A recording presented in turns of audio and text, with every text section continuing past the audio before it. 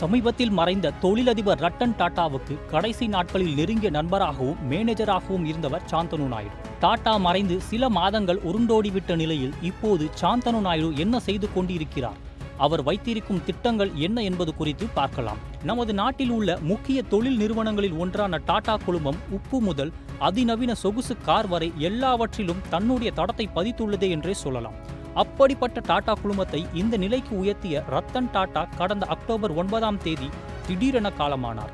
அவருக்கு இந்தியா மட்டுமின்றி சர்வதேச அளவில் பலரும் இரங்கலும் அஞ்சலியும் செலுத்தியது நம் நினைவுகளில் இருந்து இன்னும் அகலவில்லை. இந்நிலையில் டாடாவின் இளம் நண்பரான சாந்தனு நாயுடு தனது வாழ்க்கையில் இப்போது புதிய அத்தியாயத்தை தொடங்கியுள்ளதன் ஒரு பகுதியாக தனது புக்கீஸ் ப்ராஜெக்டை இறங்கியுள்ளதாக சொல்லப்படுகிறது.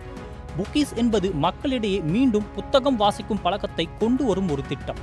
முதலில் மும்பையில் இந்த புக்கீஸ் திட்டம் தொடங்கப்பட்ட நிலையில் இதற்கு புனே மற்றும் பெங்களூரு உள்ளிட்ட நகரங்களில் நல்ல வரவேற்பு கிடைத்துள்ளதால் அடுத்த கட்டமாக ராஜஸ்தான் தலைநகர் ஜெய்ப்பூரில் இந்த நிகழ்ச்சி நடைபெற உள்ளதாக சொல்லப்படுகிறது.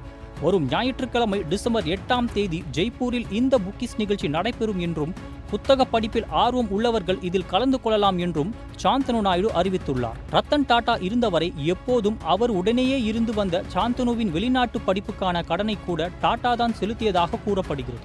மேலும் ரத்தன் டாடாவின் உதவியாளர் சாந்தனு நாயுடுவின் பெயரும் உயிலில் இடம்பெற்று இருப்பதாகவும் தகவல்கள் சொல்கின்றன.